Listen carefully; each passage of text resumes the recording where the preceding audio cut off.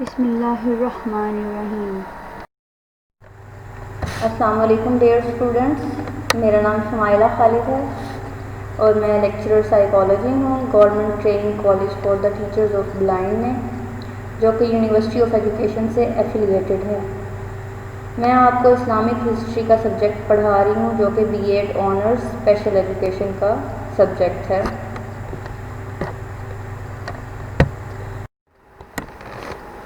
آج ہم اپنا لیکچر نمبر 11 شروع کریں گے۔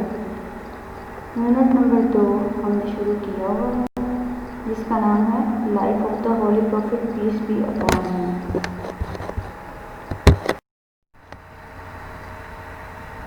سب سے پہلے ہم پریویس اپنے جو ٹاپکس ہیں ان کو تھوڑا سا ریوائز کر لیتے ہیں۔ سب سے پہلے ہم نے اس یونٹ میں ارلی لائف آف حضرت محمد صلی اللہ علیہ وآلہ وسلم کے بارے میں پڑھا۔ اس کے بعد انہوں نے کس طرح سے اپنی نبوت کا اعلان کیا، کس طرح ان پہ وحی نازل ہوئی۔ پھر ہم نے لوگوں کا ریئیکشن جو آیا جب انہوں نے لوگوں کو پیغام دینا شروع کیا، وہ ہم نے دیکھا۔ پھر ہم نے ان کا ہجرت کا پروسیس دیکھا کہ کس طرح سے اللہ تعالیٰ نے انہیں حکم دیا کہ آپ مکہ سے مدینہ کی طرف ہجرت کر جائیں۔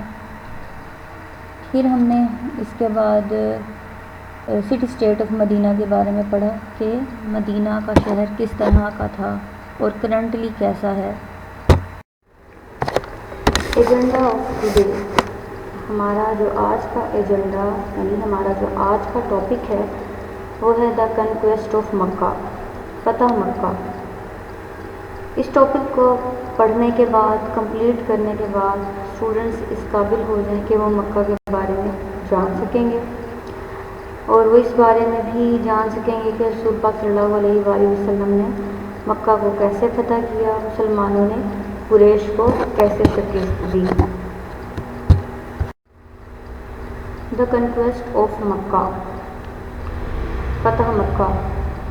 اب ہم ٹاپک شروع کرنے لگے ہیں۔ اب ہم فتح مکہ کے بارے میں کچھ مین پوائنٹس دیکھ لیتے ہیں۔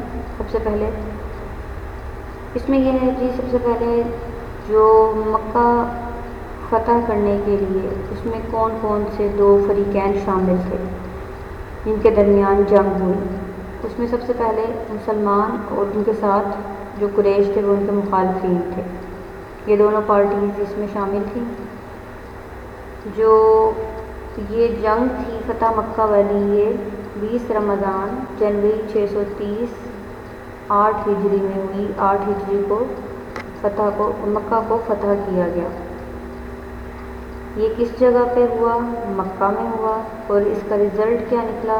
رزلٹ یہ نکلا کہ اس میں مسلمانوں کو فتح حاصل ہوئی، اور مسلمانوں اور جو قریش تھے ان کی تمام جنگیں جو چل رہی تھیں مسلسل، ان کا اختتام ہوا اس کے بعد۔ اس کے علاوہ اس میں جو کمانڈرز اور لیڈرز تھے ان کے، وہ تھے محمد ابو بکر ابن ابی قحافہ، ابو سفیان ابن حرب، اکرمہ ابن ابی جہل، خالد ابن الولید، علی ابن ابی طالب، عمر ابن الخطاب، ابو عبیدہ ابن الجرح، زبیر ابن العوام، سہیل ابن عمر، صفوان ابن امیہ۔ یہ لیڈرز اس جنگ میں شرکت انہوں نے کی، اور جو کمانڈرز تھے ان کی تعداد تقریباً 10,000 تھی، اور تقریباً جو لیڈرز تھے وہ 2,000 سے 4,000 کے قریب تھے، یہاں ان کے جو سردار تھے ٹوٹل۔ اس میں جو جانیں گئیں، جو شہادتیں ہوئیں، وہ تقریباً 13 لوگ شہید ہوئے مسلمانوں کے اس جنگ میں۔ پریپریشنز، مکہ کو حاصل کرنے کے لیے مطلب اس جنگ کے لیے کس طرح سے تیاریاں شروع کی گئیں۔ When Islam was well established in the hearts of the Muslims, Allah decided that the time had come for His Messenger sallallahu alaihi wasallam and his community to enter Makkah. جیسا کہ ہم نے پیچھے دیکھا کہ رسول پاک صلی اللہ علیہ وآلہ وسلم پر پہلی وحی نازل ہوئی مکہ میں، غار حرا میں، اور انہوں نے اپنی جو پریچنگز تھی، تعلیمات، وہ لوگوں کو، مکہ کے لوگوں کو دینا شروع کی۔ انہوں نے رسول پاک صلی اللہ علیہ وآلہ وسلم اور ان کے پیروکاروں کے ساتھ بہت برا سلوک روا رکھا، جس کی وجہ سے اللہ کے حکم سے رسول پاک صلی اللہ علیہ وآلہ وسلم مدینہ کی طرف ہجرت کر گئے، اور انہوں نے مدینہ میں جا کے ایک مثالی ریاست قائم کی۔ رسول پاک صلی اللہ علیہ وآلہ وسلم نے لوگوں کو رہنے سہنے جینے کا طور طریقہ بتایا، اپنی سنت پر عمل کرنے کا طریقہ بتایا۔ تو جب اسلام مکمل طور پر لوگوں کے دلوں میں پیدا ہو چکا تھا، پھیل چکا تھا، تو اللہ تعالیٰ نے یہ ڈیسائیڈ کیا کہ اب وہ ٹائم آ گیا ہے کہ رسول پاک صلی اللہ علیہ وآلہ وسلم واپس مکہ جائیں اور وہاں پہ بھی ایسی ہی ایک مثالی ریاست قائم کریں، کیونکہ اب مسلمانوں کی تعداد بھی زیادہ ہو چکی تھی۔ They would purify the Kaaba so that it would be a blessed place of guidance for the whole world۔ اور جب رسول پاک صلی اللہ علیہ وآلہ وسلم اللہ کے حکم سے مکہ جائیں تو وہاں جا کے کعبہ کو پاک کریں، پاکیزہ کریں، بتوں سے، پوجا سے، ان چیزوں سے پاک کریں اور اسے پوری دنیا کے لیے رہنمائی کی جگہ بنائیں۔ They would restore Makkah to its previous status and the sacred city would offer security for all people once again۔ اب ان کی کیا ذمہ داری تھی رسول پاک صلی اللہ علیہ وآلہ وسلم کی کہ وہ مکہ جائیں اور اس کا وہ جو پرانا سٹیٹس تھا جو حضرت ابراہیم علیہ السلام، حضرت اسماعیل علیہ السلام، ان دونوں نے مل کر جس طرح کعبہ کی تعمیر کی، مکہ شہر ایک مقدس شہر تھا، اس کو واپس وہ مقدس جو اس کے سیکرڈنیس تھی وہ اس کو واپس دلوائی جائے اس شہر کو، وہاں پہ تمام آنے والے لوگوں کو سیکیورٹی پرووائڈ کی جائے، ان کے لیے یہ جگہ سیکیور ہو ایک دفعہ پھر سے۔ Broken treaty. اب بروکن ٹریٹی کیا ہے؟ حدیبیہ، صلح حدیبیہ جو کہ ہم نے پڑھا تھا پیچھے کہ ایک معاہدہ طے کیا گیا تھا قریش اور مسلمانوں کے بیچ میں کہ وہ کس طرح سے کس جگہ پہ انٹر ہو سکتے ہیں، کس جگہ پہ نہیں ہو سکتے، کن قبیلوں کے ساتھ مل کر وہ لڑائی کر سکتے ہیں، یہ سب چیزیں طے کی گئی تھیں۔ تو اب ہوا یوں تھا، یہ جو مکہ کی جنگ شروع ہوئی اس میں سب سے پہلے جو پہل کی وہ قریش والوں نے کی، انہوں نے حدیبیہ کا یہ جو صلح نامہ تھا یہ انہوں نے توڑا تھا، جو ایک معاہدہ طے ہوا تھا وہ انہوں نے توڑا تھا۔ The Hudaybiyah Treaty gave liberty to the tribes to make agreement with either the Muslims or the Quraysh۔ حدیبیہ کا جو یہ معاہدہ تھا اس میں یہ آزادی دی گئی تھی قبیلوں کو کہ وہ اپنی مرضی سے چاہیں تو وہ مسلمانوں کے ساتھ یا قریش کے ساتھ مل سکتے ہیں، ان کے ساتھ ایگریمنٹ کر سکتے ہیں۔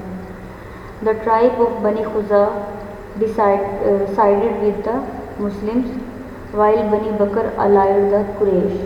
جو بنی خزاع کا قبیلہ تھا وہ مسلمانوں کی طرف تھا، جبکہ بنی بکر کا جو قبیلہ تھا وہ قریش کی سائڈ پر تھا۔ The Treaty of Hudaybiyah had been in force for 2 years۔ جو معاہدہ تھا حدیبیہ کا وہ تقریباً 2 سال تک ان فورس رہا، اس پر عمل ہوتا رہا۔ When Bani Bakr attacked Bani Khuzaa while they were asleep۔ اس کے بعد ایسا ہوا کہ بنی بکر نے ایک دفعہ بنی خزاع پہ حملہ کر دیا جبکہ وہ نیند کی حالت میں تھے۔ بنی خزاع took shelter in the Kaaba۔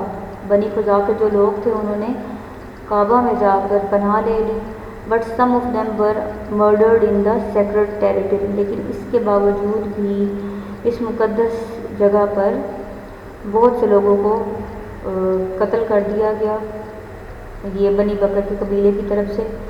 Quraysh helped بنی بکر with weapons and some chiefs of Quraysh took part in the attack under cover of darkness۔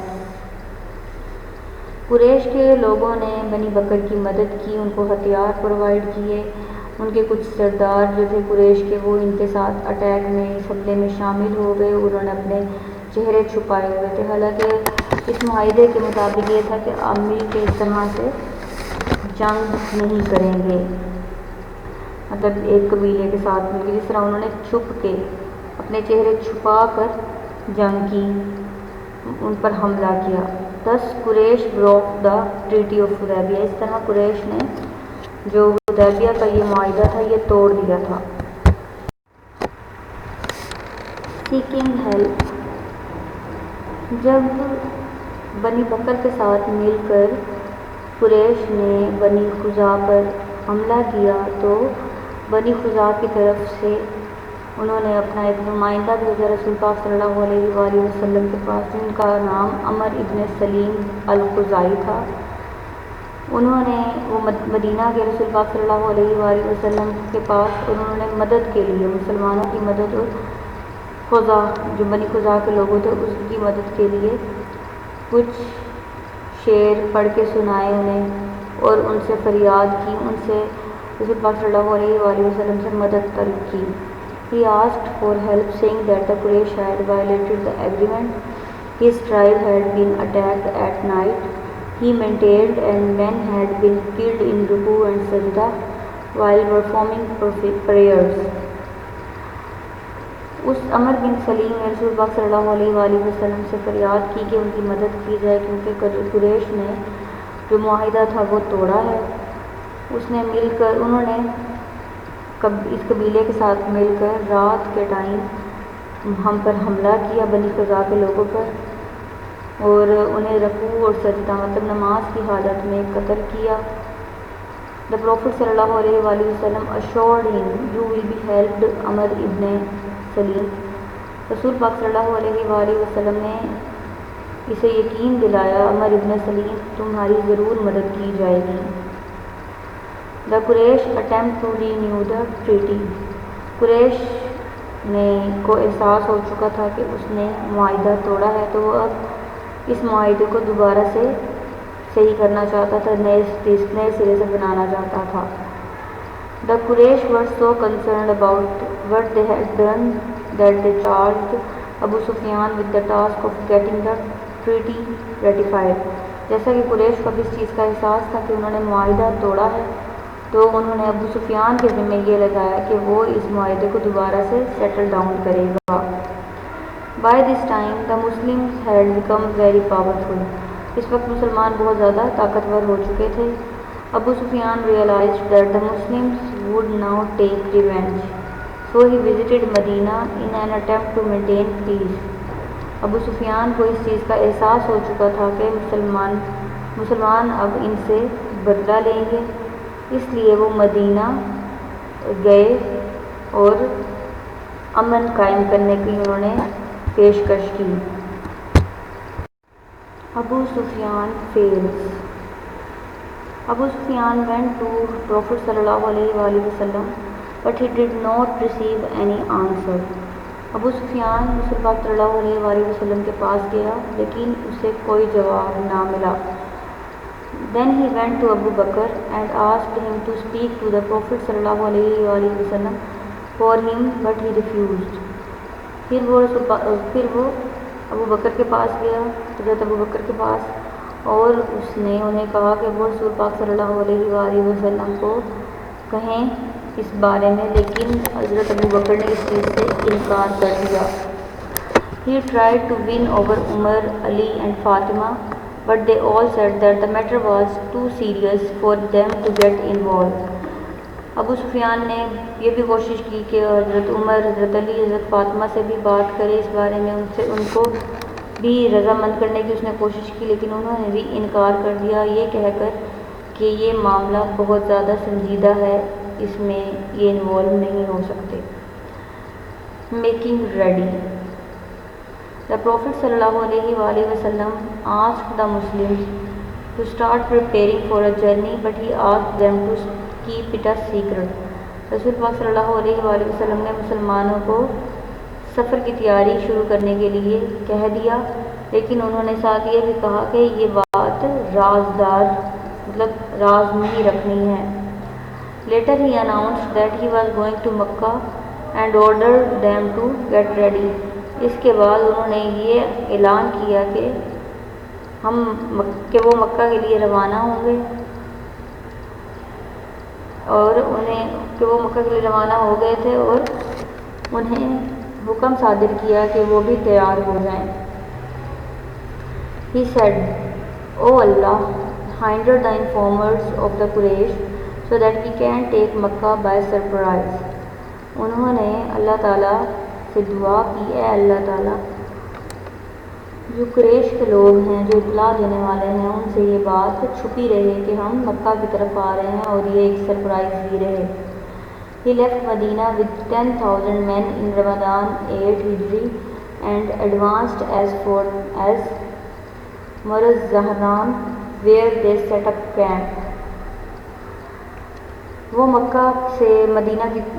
مدینہ سے مکہ کی طرف چل پڑے، 10,000 لوگ ان کے ساتھ تھے، 8 ہجری سال تھا، اور انہوں نے مرز زہران پر اپنے کیمپ لگائے۔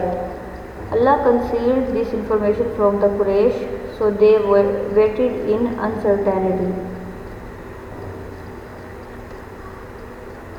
اللہ تعالیٰ نے قریش سے یہ انفارمیشن چھپائے رکھی اور انہیں کچھ پتہ نہیں تھا کہ اب ان کے ساتھ کیا ہونے والا ہے اچانک سے۔ ابو سفیان ابن Haris and Abu Sufyan ibn Harb accepts Islam. Abu Sufyan ibn al-Harith did as Ali advised that, and the Prophet sallallahu alaihi wasallam said, have no fear this day, Allah will forgive you, He is the most merciful of the merciful. Abu Sufyan ibn Harith basically رسول پاک صلی اللہ علیہ وسلم کہ جو چچا تھے حارث، ان کے بیٹے تھے ابو سفیان، مطلب یہ چچا زاد بھائی لگتے تھے رسول پاک صلی اللہ علیہ وسلم کے۔ انہوں نے حضرت علی کی ایڈوائس پر عمل کیا اور رسول پاک صلی اللہ علیہ وسلم نے ان سے فرمایا، کیا تمہیں اس دن سے ڈر نہیں لگتا؟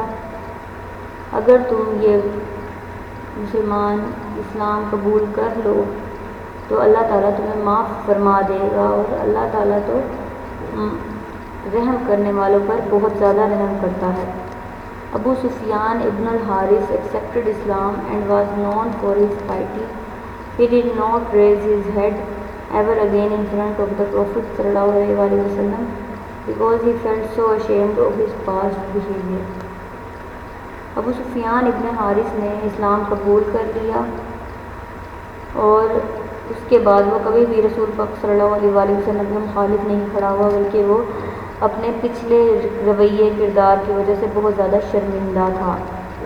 The Prophet صلی اللہ علیہ وسلم was commanding the army and he ordered the campfires to be lit. اس کے بعد رسول پاک صلی اللہ علیہ وسلم نے اپنی آرمی کو کمانڈ دی، حکم دیا کہ وہ کیمپ فائرز کیمپ کی جو لائٹیں ہیں ان کو جلا دیں، آن کر دیں۔ العباس ابن عبد المطلب had already left Makkah and joined army. جو حضرت عباس تھے وہ پہلے ہی مکہ سے نکل چکے تھے اور انہوں نے اس آرمی کو جوائن کیا۔ He recognized Abu Sufyan ibn Harb's voice and called to him, see, the Prophet sallallahu alaihi wasallam is here with his army. What a terrible morning the Quraysh will have. انہوں نے حضرت عباس جو تھے انہوں نے ابو سفیان ابن حرب کی آواز کو پہچان لیا اور اسے دیکھتے ہوئے کہا کہ کیا تم رسول پاک صلی اللہ علیہ وسلم کو نہیں جانتے؟ وہ اپنی فوج کے ساتھ یہاں موجود ہیں۔ کتنا خوف زدہ دن ہوگا صبح کا قریش کے لیے۔ یہ باتیں انہوں نے حضرت عباس نے ابو سفیان سے کی۔ By fearing that if a Muslim saw him, he would kill him. اب ان کے دلوں میں یہ ڈر پیدا ہو چکا تھا کہ اگر مسلمانوں نے انہیں دیکھ لیا، یہ ڈر حضرت عباس نے ابو سفیان کے دل میں پیدا کیا کہ اگر مسلمانوں نے انہیں دیکھ لیا تو وہ انہیں مار ڈالیں گے۔ العباس took him to Prophet صلی اللہ علیہ وسلم who said, woe to you ابو سفیان۔ حضرت عباس ابو سفیان کو حضرت محمد صلی اللہ علیہ وسلم کے پاس لے گئے۔ رسول پاک صلی اللہ علیہ وسلم نے فرمایا، افسوس ہے تم پہ ابو سفیان، Has not the time come for you to acknowledge that there is no God but Allah? Abu Sufyan replied, How kind and gentle you are. रसूल पाक सल्लल्लाहु अलैहि वसल्लम ने अबू सुफियान से कहा कि अबू सुफियान तुम पर अफसोस है कि तुम नहीं जानते थे कि उस वक्त को कि यहाँ पर अल्लाह के सिवा कोई खुदा नहीं है। अबू सुफियान ने जवाब दिया कि आप कितने रहम दिल हैं। By Allah, I think that if there had been another God besides Allah, He would have helped me today. अल्लाह की कसम मैं सोचता हूँ कि अगर अल्लाह के सिवा कोई और खुदा होता तो वो मेरी ज़रूर मदद करता आज के दिन। Then Abu Sufyan recited the articles of faith and became a Muslim. फिर अबू सुफियान ने ईमान की कुछ कसीदे पढ़े और मुसलमान हो गया। The amnesty.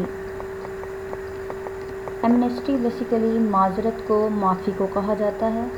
The Prophet सल्लल्लाहु अलैहि वसल्लम was generous in granting amnesty to everyone so that no one in Makkah need be killed that morning.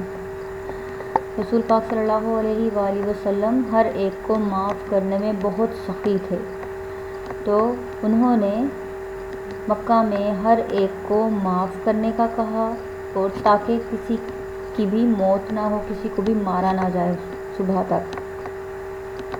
He declared whoever enters the house of Abu Sufyan is safe.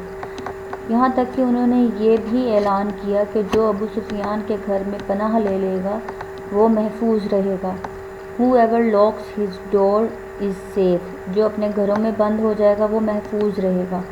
Whoever enters the mosque is safe. और जो कोई मस्जिद में चला जाएगा वो भी महफूज रहेगा, उसे भी कुछ नहीं कहा जाएगा। The Prophet sallallahu alaihi wasallam told his army not to use arms against anyone when they entered Makkah unless they met opposition or resistance. रसूल पाक सल्लल्लाहु अलैहि वसल्लम ने अपनी फ़ौज से ये कहा कि जो कोई भी मक्का में दाखिल होता है उसे कुछ ना कहें जब तक कि वो मुखालिफ लोगों के साथ ना मिल जाए या फिर किसी किस्म की मज़ाहमत शो ना करे, तब तक किसी भी पर्सन को कुछ ना कहा जाए। He directed the army not to touch property or possessions belonging to the people of Makkah and nothing should be destroyed.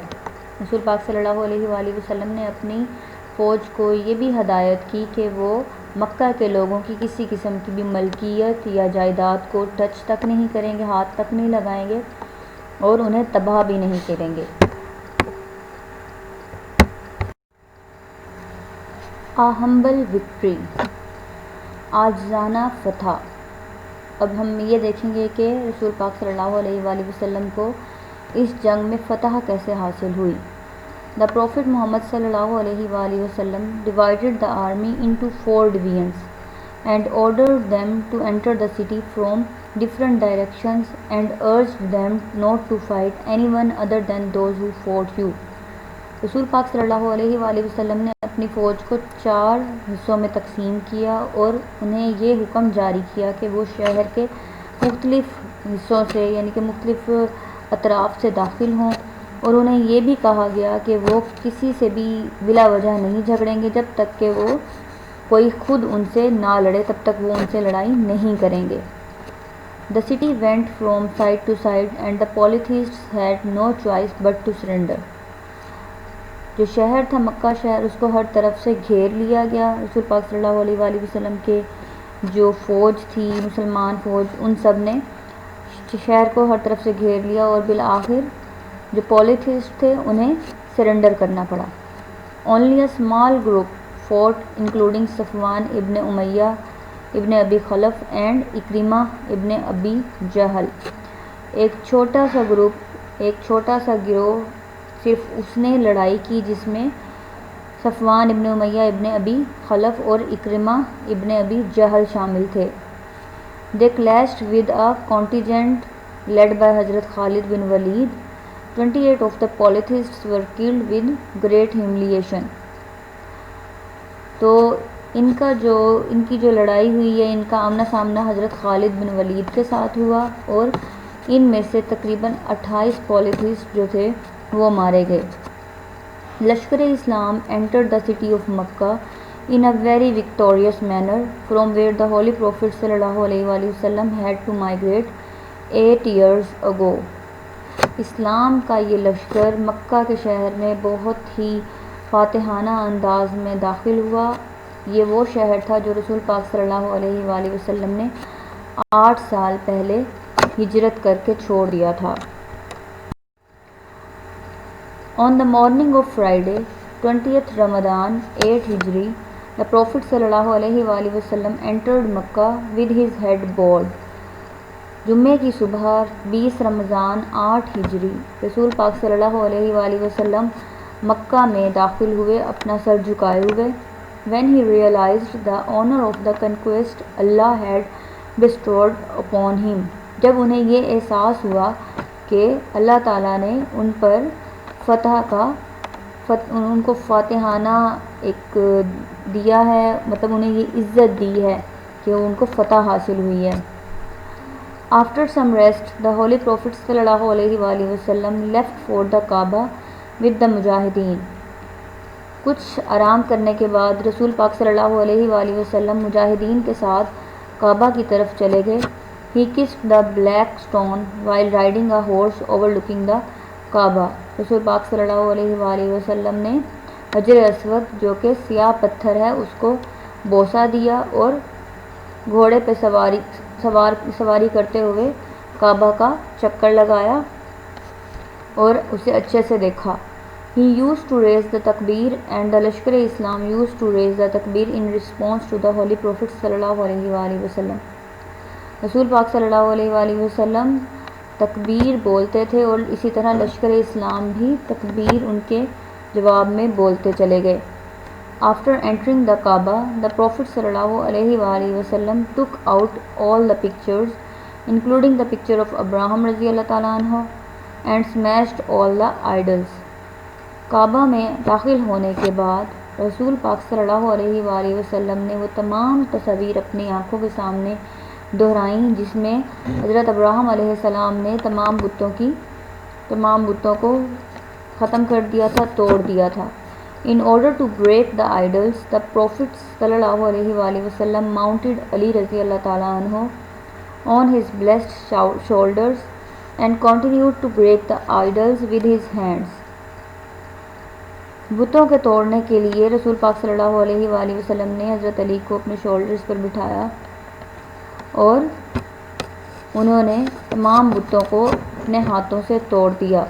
He even cleaned the Kaaba of all signs of polytheism, even کہ انہوں نے کعبہ سے بتوں کے ہر قسم کے یہ جو ہندوؤں کے ہر قسم کے کافروں کے جو نشانات تھے وہ ختم کر دیے. Removing all vestiges of idol worship, بتوں کی پوجا کے جو باقیات تھے ان تمام کو بھی ختم کرنا، ریموو کرنا. The Prophet صلی اللہ علیہ وآلہ وسلم sent group of his companions to destroy the idols standing around the Kaaba. رسول پاک صلی اللہ علیہ وآلہ وسلم نے اپنے ساتھیوں کا ایک گروپ بھیجا جو کہ کعبہ کے ارد گرد کے جتنے بھی بت تھے ان کو وہ توڑیں گے، ختم کریں گے. All of the idols were broken including Allat, Al-Uzza and Manat. وہ تمام بت توڑ دیے گئے جن میں اللت، Al-Uzza and Al-Manat شامل تھے. He sent a crier to announce in Makkah, whoever believes in Allah and the last day should destroy any idol in his house. رسول پاک صلی اللہ علیہ وآلہ وسلم نے ایک عدالتی اہلکار کو مکہ کی طرف روانہ کیا اور انہیں مکہ میں یہ اعلان کروایا اس عدالتی اہلکار سے کہ جو بھی اللہ کا ماننے والا ہے اور آخرت پہ یقین رکھنے والا ہے اسے چاہیے کہ وہ اپنے گھروں سے ہر قسم کے بت کو ختم کر دے، توڑ دے.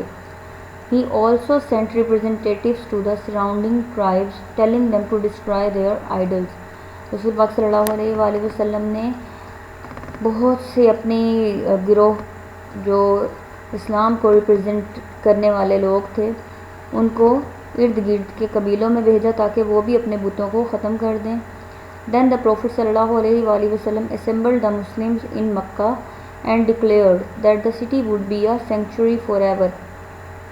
پھر رسول پاک صلی اللہ علیہ وآلہ وسلم نے مکہ میں مسلمانوں کو اکٹھا کیا اور یہ اعلان کیا کہ یہ شہر ہمیشہ کے لیے صاف پاک کر دیا گیا ہے اور یہ ایسا ہی رہے گا. He said, "It is not lawful for anyone who believes in Allah and the hereafter to spill blood in the city, nor to cut down a tree." آپ صلی اللہ علیہ وآلہ وسلم نے فرمایا کہ یہ قانونی طور پر بالکل بھی ٹھیک نہیں ہوگا کہ جو اللہ پر یقین رکھتا ہو اور اس کی آج کے بعد کی دنیا پر تو وہ اس شہر میں کسی قسم کا خون بہائے یا کسی قسم کا درخت بھی کاٹے تو یہ بہتر نہ ہوگا.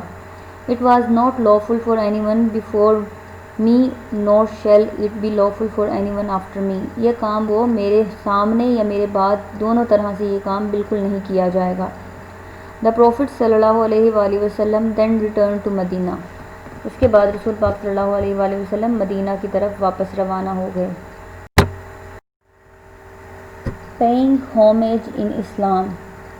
اسلام میں خراج تحسین پیش کرنا. A large crowd gathered in Makkah to accept Islam and to pay homage to the Prophet صلی اللہ علیہ وآلہ وسلم. ایک بڑا گروپ جو کہ مکہ میں اکٹھا ہوا جنہوں نے اسلام قبول کیا اور رسول پاک صلی اللہ علیہ وآلہ وسلم کو خراج تحسین پیش کیا. He received them on Mount Safa where they took the oath of loyalty. انہوں نے رسول پاک صلی اللہ علیہ وآلہ وسلم ان لوگوں سے صفا کی پہاڑی پر ملے جہاں پہ انہوں نے یہ اوتھ لیا کہ وہ ہمیشہ وفادار رہیں گے. They promised to obey Allah and His Messenger صلی اللہ علیہ وآلہ وسلم to the best of their ability. انہوں نے یہ وعدہ کیا وہاں کے لوگوں نے کہ وہ اللہ تعالیٰ اور اس کے رسول اللہ تعالیٰ کا کہنا مانیں مطلب اللہ تعالیٰ کے حکم کو مانیں گے اور رسول پاک صلی اللہ علیہ وآلہ وسلم کا حکم بھی مانیں گے اور اسے اللہ تعالیٰ کا پیغمبر مانیں گے رسول پاک صلی اللہ علیہ وآلہ وسلم کو. When the men had assured their faith, the women took the oath. جب آدمیوں نے اوتھ لے لیا تو اب عورتوں نے اوتھ لینا شروع کیا انکلوڈنگ ہندا بنت عتبہ the wife of ابو سفیان جس میں ہندا بھی شامل تھی جو کہ ہندا بنت عتبہ تھی جو کہ ابو سفیان کی بیوی تھی. She was veiled and tried to disguise herself because of what she had done to Hazrat Hamza.